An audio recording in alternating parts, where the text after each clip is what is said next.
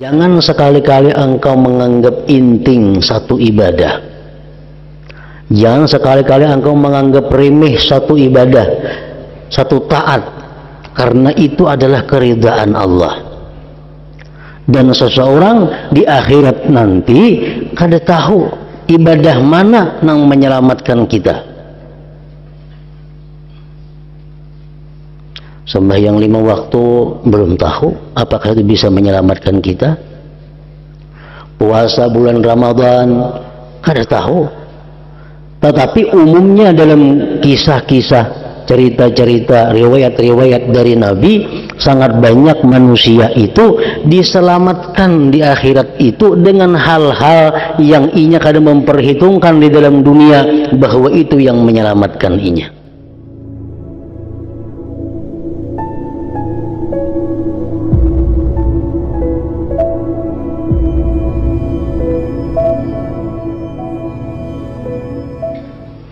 Bismillahirrahmanirrahim. Alhamdulillahi rabbil alamin. Wa bihi nasta'in ala umurid dunya waddin. Wassalatu wassalamu ala asyrafil anbiya wal mursalin sayyidina wa habibina Muhammadin wa ala alihi wa sahbihi ajma'in.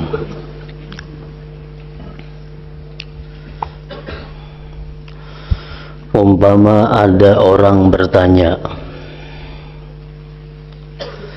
bukankah Nabi Muhammad sallallahu alaihi wasallam pernah bersabda, "Alaikum bil jamaah, fa inna yadallahi ta'ala 'alal jamaah, wa inna syaitana dhi'bul insan, ya'khudhu syadata wan nahiyata wal qasiyata wal fadzata." Artinya,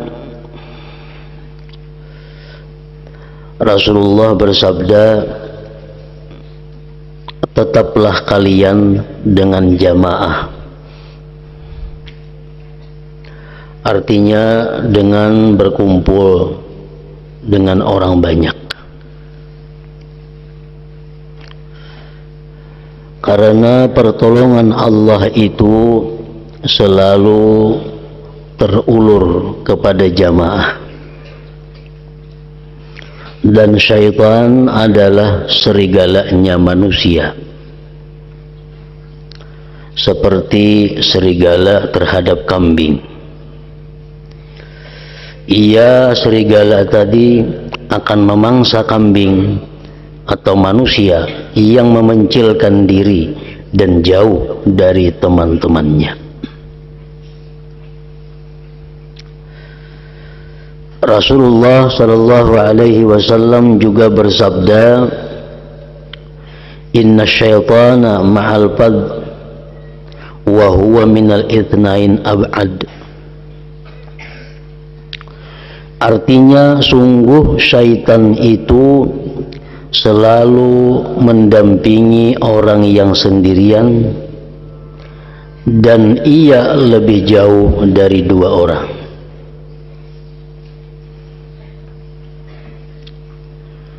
Nah, hadis seperti ini sekilas bertentangan dengan hadis yang menyuruh uzlah, memencilkan diri. Di satu sisi ada hadis Nabi yang memerintahkan agar kita beruzlah, berasing, meninggalkan masyarakat.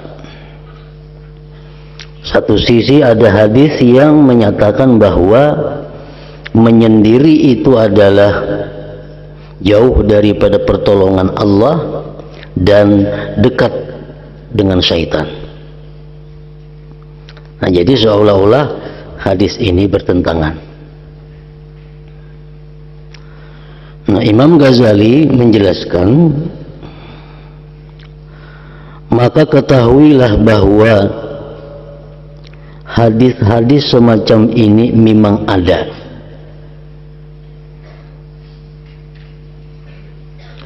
tetapi di samping itu juga ada hadis seperti ilzam baitak wa alaika bil khassah wada' amral ammah. Artinya, tetap tinggallah di rumahmu dan hendaklah engkau semata-mata mengurus dirimu serta tinggalkanlah urusan umum. Nah, hadis ini memerintahkan uzlah dan memencilkan diri pada zaman yang jelek.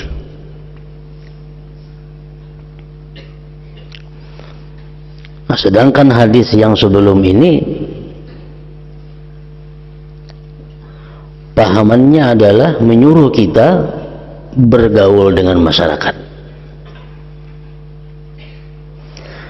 Namun tidak mungkin sabda Nabi saling bertentangan.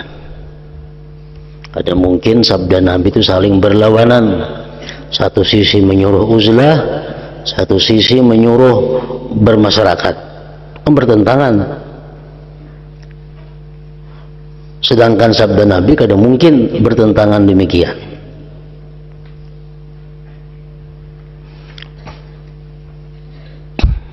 Namun tidak mungkin sabda Nabi saling bertentangan.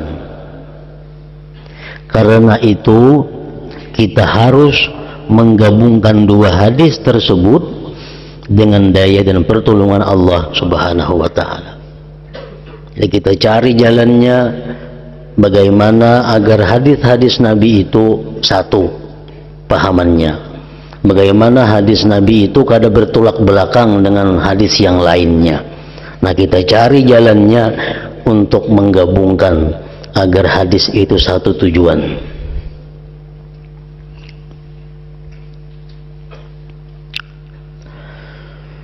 Imam Ghazali berkata, aku berpendapat sabda Rasulullah sallallahu alaihi wasallam, alaikum bil jamaah.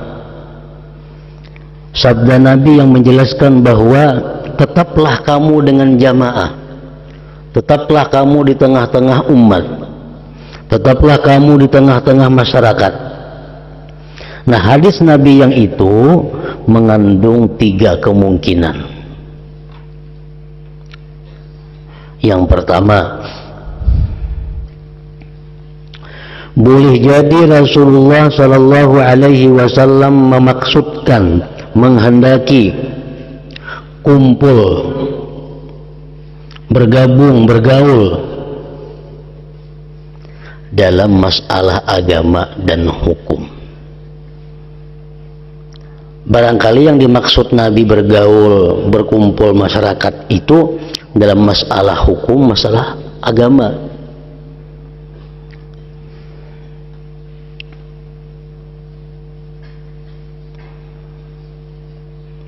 Karena umat Islam ini tidak bakal berkumpul pada kesesatan. Nah, jadi jangan menyimpang dari ijma' dan hukum yang berbeda dengan yang diberlakukan oleh sebagian besar ulama, serta keluar dari jamaah ulama adalah batil dan sesat. Ini maksudnya itu kemungkinan, ujar Imam Ghazali, ujar Nabi, hendaklah engkau tetap di dalam jamaah, di dalam masyarakat, di tengah umat. Maksudnya itu kita mencari masalah hukum agama itu hendaknya kita cari pendapat yang terbanyak daripada ulama. Misalnya sesuatu kasus, mayoritas ulama mengatakan itu haram. Ada segelintir ulama yang mengatakan itu boleh. Nah, hendaknya kita umpat kepada pendapat yang mayoritas ulama itu, karena di situ pertolongan Allah yang terbanyak daripada pendapat ulama. Jangan kita umpati pendapat yang hanya segelintir ulama yang mengatakan demikian. Nah, mungkin itu yang dimaksud dengan Nabi, tetaplah kamu pada jamaah. Artinya kemungkinan ujar Imam Ghazali dimaksud dengan itu adalah hukum agama.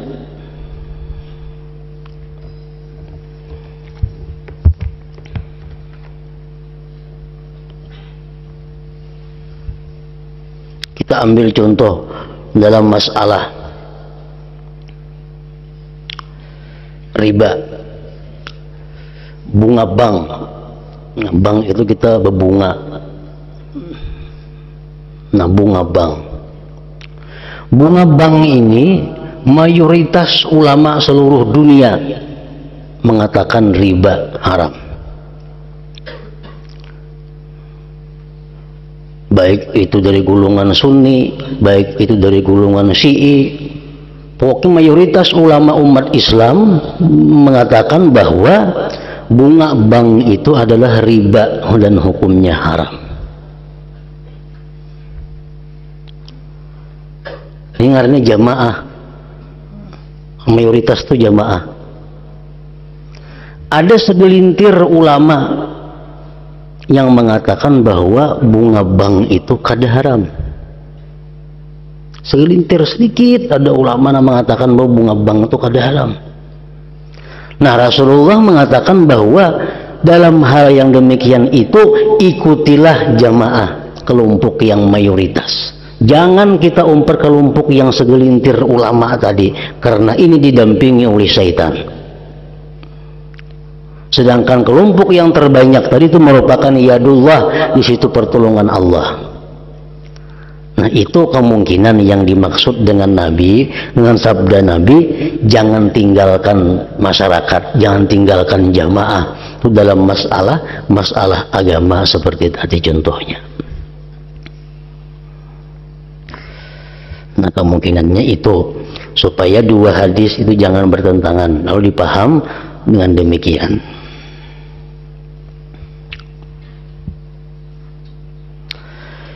Yang kedua, kemungkinan maksud hadis Nabi yang mengatakan alaikum bil jamaah, tetaplah kamu dengan jamaah, adalah supaya kalian tidak terputus dari jamaah orang banyak di waktu Jumat, jamaah salat dan sebagainya. Sebab dalam hal-hal ini terkandung kekuatan agama, kesempurnaan Islam, serta membuat gelisah orang kafir dan menyeleweng dari kebenaran. Jamaah semacam ini tidak sunyi dari berkah dan perhatian Allah Ta'ala dengan rahmat. Karena itu aku Imam Ghazali berpendapat orang yang memencilkan diri dari masyarakat itu seharusnya juga ikut bersama-sama dengan masyarakat dalam kumpulan umum untuk melakukan kebaikan, dan hendaklah menjauhi mereka dalam bergaul rapat dan berebut apa saja, karena bisa menimbulkan cacat-cacat yang merusak agama. Nah, kemungkinan kedua, maksud Nabi yang mengatakan tetaplah kamu dengan jamaah itu adalah bahwa walaupun kita beruzlah, tapi hendaknya jangan meninggalkan jamaah, sembahyang Jumat, sembahyang berjamaah, menghadiri pengajian agama. Nah, tetap hadir, tetap ikut, walaupun sesudah itu kita uzlah daripada masyarakat. Karena salat Jumat, salat jamaah itu merupakan kekuatan agama, syiar Islam yang membuat gelisah orang-orang yang kafir yang menyeleweng dari kebenaran.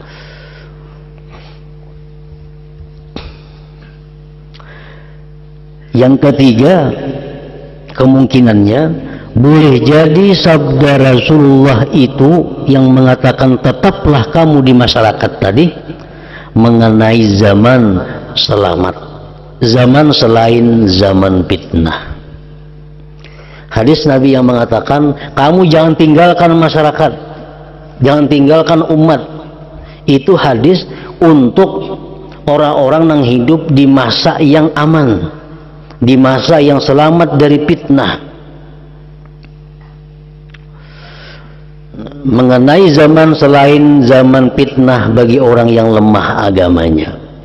Sedangkan orang yang waspada dan kuat dalam masalah agama Allah, apabila menemukan aman fitnah yang telah diperingatkan Rasulullah kepada umat dan memerintahkan mereka uzlah di zaman itu, maka uzlah adalah lebih utama, karena bercampur gaul dengan masyarakat bisa menimbulkan kerusakan agama dan mara bahaya. Nah, jadi kemungkinan yang ketiga, hadis Nabi yang menyuruh kita tetap di kampung, di masyarakat itu apabila masyarakatnya masih baik, masyarakatnya masih jauh daripada fitnah, daripada maksiat-maksiat. Tetapi sayugianya bagi orang semacam ini juga jangan sampai tidak ikut datang pada kumpulan-kumpulan Islam dan kebaikan-kebaikan umum. Jika ia ingin memencilkan diri dari masyarakat sama sekali, hendaklah menetap di puncak gunung atau di tengah-tengah padang luas yang jauh dari keramaian, kalau memang ia berpendapat bahwa demikian itu baik bagi agamanya. Nah, jadi hadis Nabi tadi sebenarnya kada bertentangan. Hadis Nabi yang mengatakan tinggalkan masyarakat, jangan urusi lagi mereka, urusilah diri kamu aja, urusi diri kamu seorang, jajar Nabi. Itu hadis memerintahkan kita uzlah. Ada hadis yang mengatakan jangan tinggalkan umat, jangan tinggalkan masyarakat. Nah, itu hadis itu kada bertentangan, sesuai dengan keadaannya masing-masing. Hadis yang menyuruh kita uzlah kalau zaman sudah kada kau diatur, umat sudah kada kembali kepada agama, umat sudah jauh daripada agama, itu masa kita disuruh uzlah. Adapun kita disuruh jangan meninggalkan jamaah, itu kalau masyarakatnya masih baik, masyarakatnya masih memerlukan agama, masih peduli dengan hukum-hukum Allah. Nah, saat itu jangan kita meninggalkan, kita mesti tetap dengan jamaah.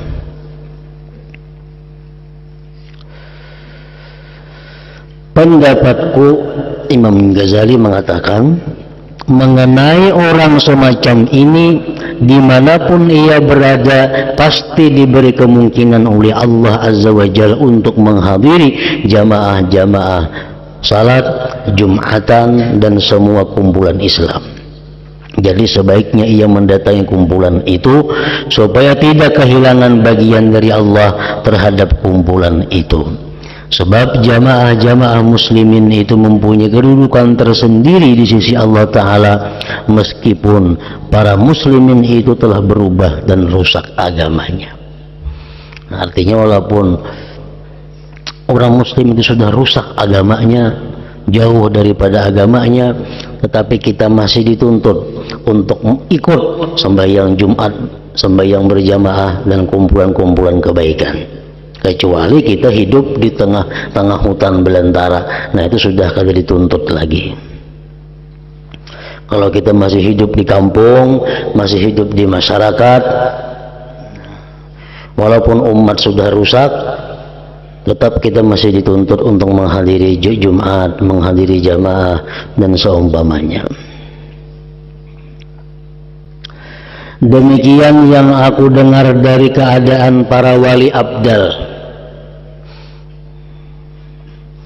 Demikian yang aku dengar dari Imam Ghazali dari keadaan para wali abdal. Mereka wali abdal itu hadir pada kumpulan-kumpulan Islam di mana saja. Kalau kita berkumpul jam ini, nah ini ada hadir wali abdal. Nah, kita hadir bergabung dengan mereka itu, kita dapat berkahnya, kita dapat doanya. Kalau kita menyendiri di rumah bagana, nah kita ada dapat berkahnya kehadiran wali-wali abdal itu. Mereka wali abdal tadi hadir pada kumpulan-kumpulan Islam di mana saja, sembahyang berjamaah, Jumatan, pengajian, sifatnya Islam, di situ ada hadir wali abdal. Mereka berjalan kemana saja sekehendak mereka, Orang wali abdal itu berjalan kemana aja hawa. Dan bumi ini bagi mereka hanyalah selangkah. Ini hendak ke Makkah, detik-detik sampai di Makkah, hendak kemana sampai di situ. Nah, jadi orang wali-wali abdal itu dimanapun ada kumpulan-kumpulan kebaikan mereka hadir. Dan kehadiran mereka dalam kumpulan itu membawa kebaikan kepada manusia-manusia lainnya. Di dalam hadis-hadis disebutkan bahwa bumi itu dapat terlipat bagi mereka. Wali abdal tadi, mereka saling memberi penghormatan, mereka dikaruniai bermacam kebajikan dan kemuliaan. Sungguh mereka adalah orang-orang yang beruntung. Nah, jadi kalau kita menyendiri di rumah, kada hadir Jumat, kada hadir jamaah, kada hadir ke pengajian, kumpulan-kumpulan orang baik, nah kita kehilangan berkah bergabung dengan wali-wali abdal tadi.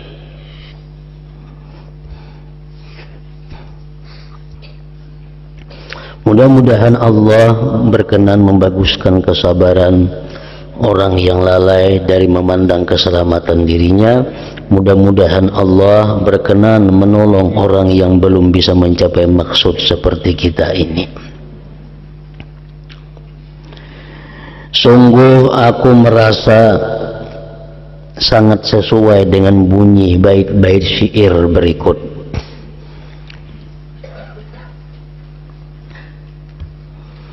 Zafarat talibun wattasalal waslu wafazal ahbabu bil ahbabi wabakina muzabzabina hayara baina haddil wisali wal ijtinabi nartajil qurba bil ibadi wa hadha nafsu halil muhali lil albabi Paskina minka syarbatan tudhibul ghamma wa tahdi ila tariqis sawabi ya tabibas siqami ya murhimal jurhi wa ya munkidhi minal awsabi lastu adri bima udawi siqami au bimadha afuzu yaumal hisabi. Artinya, para orang yang mencari-cari maksudnya, orang-orang yang menuntut telah berhasil menemukan apa yang dicari, dan orang-orang yang mencintai telah dapat meraih apa yang dicintainya.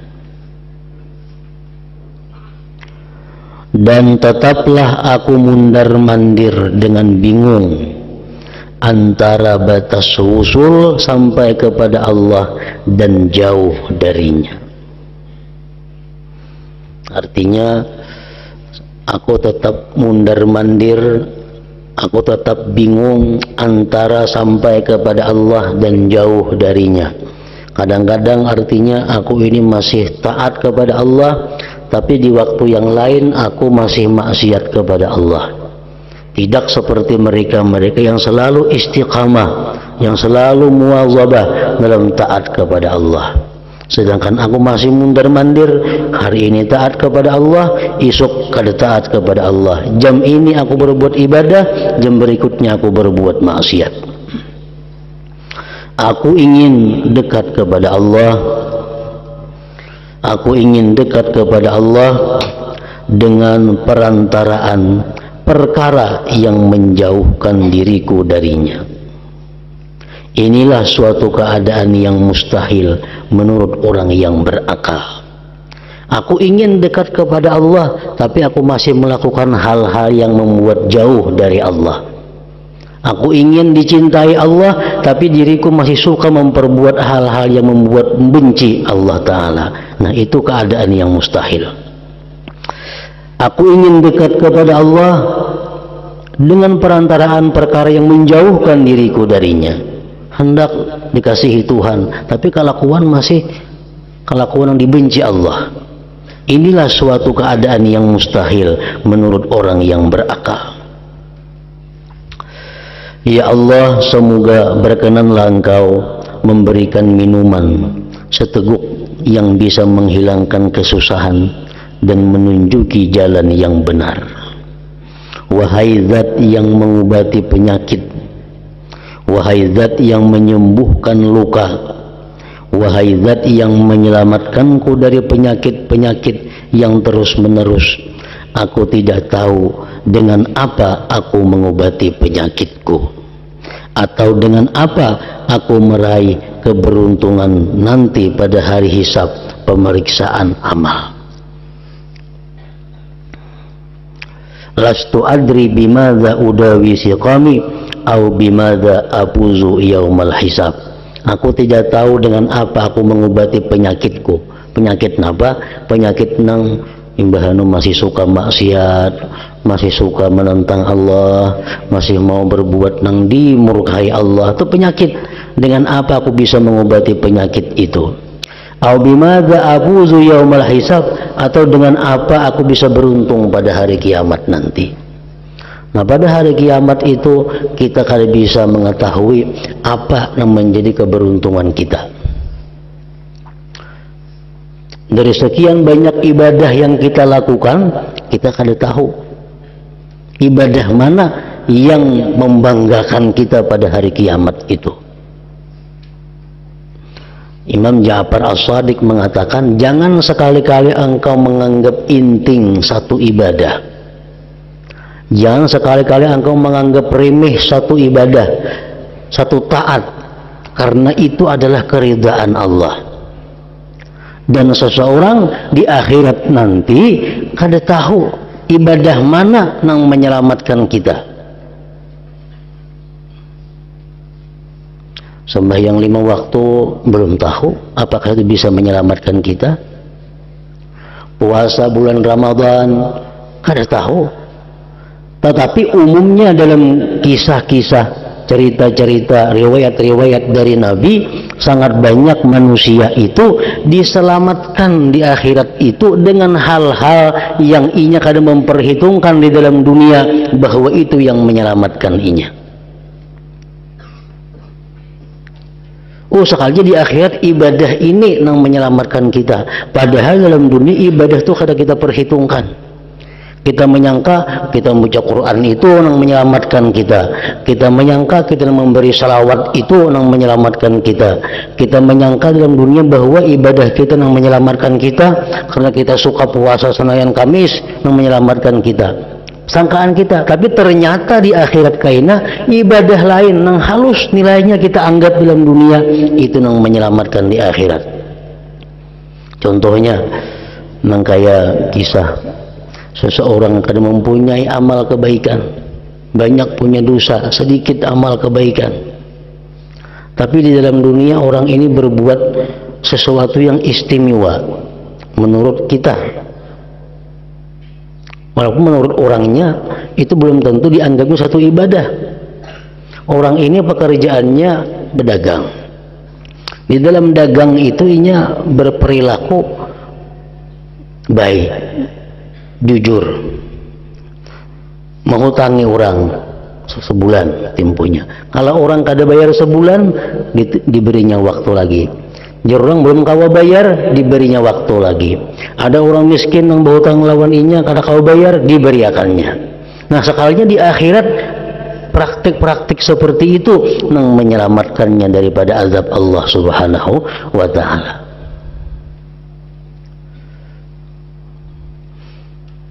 Imam Junaid Al-Baghdadi mengatakan, ujar sidin, bahwa di antara murid-murid beliau ada yang dimimpikan dengan beliau lalu bertakun nangapa ibadah pian yang menyelamatkan di akhirat itu. Ternyata ujar Junaid Al-Baghdadi hanya 2 rakaat kecil, 2 rakaat yang sedikit yang kukerjakan di malam hari, itulah ternyata ibadah yang menyelamatkanku. Nah, jadi ibadah yang banyak-banyak yang diperbuat sidin ternyata habis, bayar itu, bayar ini, bayar macam-macam. Yang menyelamatkan ternyata 2 rakaat yang aku sembahyangkan di tengah malam. Hanya itu yang bisa menyelamatkan kita. Nah, jadi jangan anggap inting sekecil apapun taat itu. Seperti kisah seorang pelacur.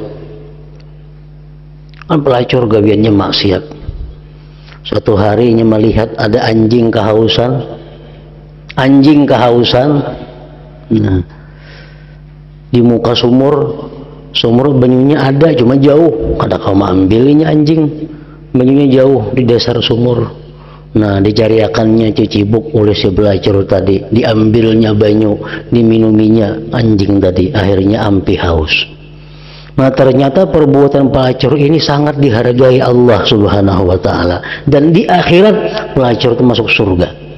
Kenapa? Karena perbuatannya menyelamatkan nyawa si anjing daripada kehausan. Nah, itu sekilas remeh, inting kalau ada artinya, tapi nilainya sangat besar di sisi Allah Subhanahu wa Ta'ala. Ada orang yang di akhirat nanti diselamatkan oleh karena namanya. Orang ini habis sudah amal kebaikan, habis macam-macam, ada lagi cuma namanya Muhammad orang ini. Oh, itu ini ngarannya Muhammad sama nama kekasihku, kok selamat masuk surga. Nah, namanya yang menyelamatkan inya daripada api neraka, karena namanya sama dengan nama kekasih Allah Subhanahu wa Ta'ala. Ada di akhirat orang-orang habis segala amal kebaikannya, diselamatkan apa? Karena orang ini pernah mencintai, menyukai orang yang disukai oleh Allah Subhanahu wa Ta'ala. Dalam hatinya ini pernah ada mencintai kekasih Allah. Dalam hatinya ada pernah menyayangi orang yang disayangi Allah. Amal ibadah lain habis total sudah. Tinggal lagi satu, itu yang menyelamatkannya di akhirat.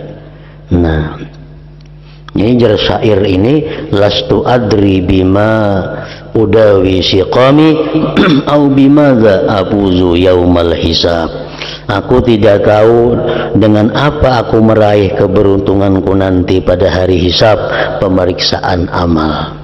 Dan kebanyakannya amal-amal yang menyelamatkan kita di akhirat itu daripada azab Allah, ternyata amal-amal yang sebelumnya kita kadang memperhitungkan. Kita sudah lupa amal itu. Kita ingat nang sembahyang tengah malam, kita ingat nang menghatamkan Quran sekali seminggu, kita ingat nang memberi makani orang sekali seminggu, kita ingat nang puasa tiap hari. Kita anggap itu nang bakal menyelamatkan kita, ternyata itu habis. Nah, ada amal-amal halus yang kita anggap inting yang menyelamatkan kita di akhirat. Nah, kiranya sampai di sini aku menerangkan tentang pergaulan dengan masyarakat, dan kita kembali kepada maksud, yaitu masalah uzlah. Nah, selanjutnya bagian yang kedua daripada kitab Minhajul Abidin ini. Ila hadratin Nabi sallallahu alaihi wasallam, al-Fatihah.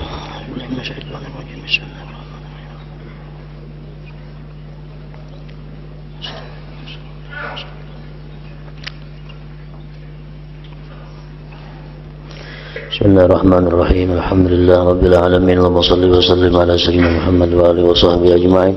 Allahumma ighfir lana ma akhtana wa ma tahammadna wa ma asrafna wa ma aladna wa ma asrafna wa ma anta alam bihi minna, antal muqaddim wa antal muakhir, la ilaha illa anta.